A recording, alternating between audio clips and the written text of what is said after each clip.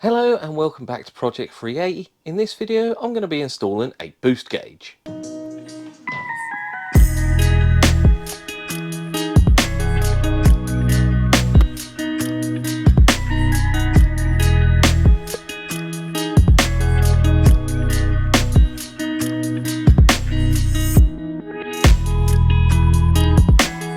So obviously I've installed a turbo on the car. The ECU knows what the turbo's doing via the reference line on the intake that I installed in a previous video, but I don't know what the turbo's doing. And that's where a turbo boost gauge comes into play. So I've gone for a Turbosmart manual boost gauge. I much prefer a manual gauge over a digital one, but that is just personal opinion. This is pretty easy to install. All we need is a vacuum line going into the back of it, a source of power, and somewhere to mount it. As you may have seen in my previous video, we've sorted a source of power and somewhere to mount it. So that means all I need is a vacuum line. So the vacuum line or boost reference line, we don't want to install it over this side where the turbo is. We want to install it at the intake manifold, because what boost the intake manifold sees is what boost the engine's going to see.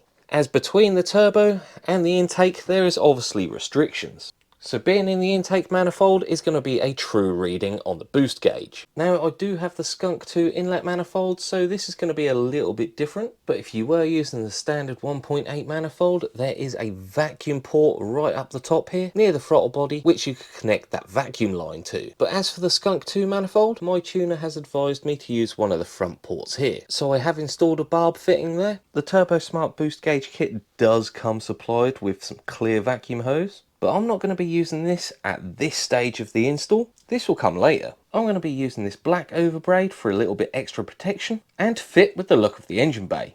It doesn't really matter where you run this vacuum line, just try and keep it away from the heat, away from anything sharp, and when you're running it through the bulkhead, try running it through a rubber grommet, just so the bulkhead doesn't cut through the vacuum line. And remember, the engine does rock about, so just leave a little bit of excess. So that overbraid is installed on that barb, but not all the way, as I still need to take the inlet off, and I know I'd probably have to cut that braid off of that barb. But that's running underneath the fuel rail and behind the engine. All I've got to do now is push it through the bulkhead. That's all tucked away neatly down there now, and poked through the bulkhead just there, through that rubber grommet, and in the footwell. So now we've got to get it into the centre console. But I'm not going to run this overbraid all the way to the centre console, as this boost gauge requires this specific T-piece, which has a little brass pill in the end.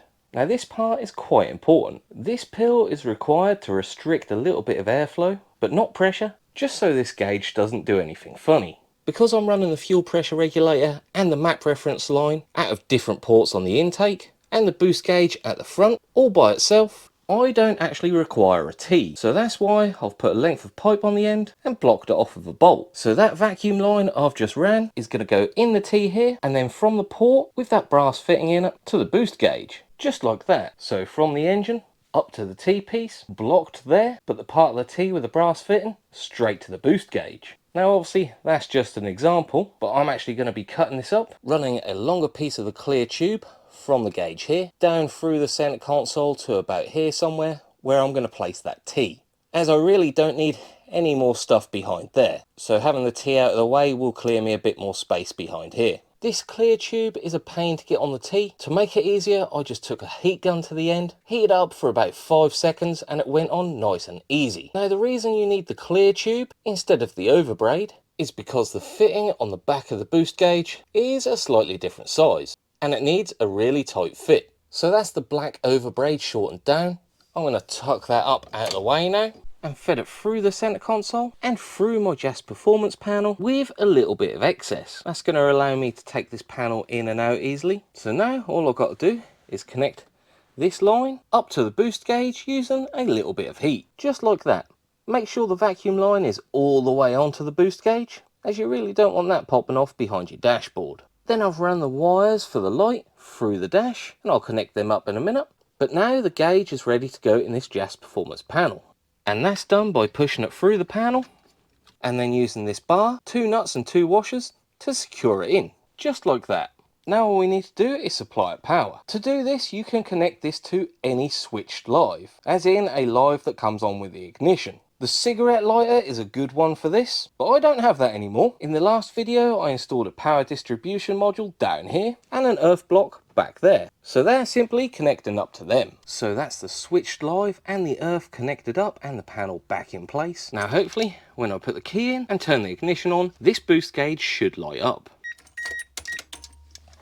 Perfect. Now let's see what sort of boost it's running. Just joking, the car isn't quite ready to start just yet. But that is a Turbosmart boost gauge all installed in the Mark II Turbo. If this helped you install your boost gauge, let me know in the comments down below. As per usual, like, comment, share and subscribe if you're new, and I'll see you in the next one.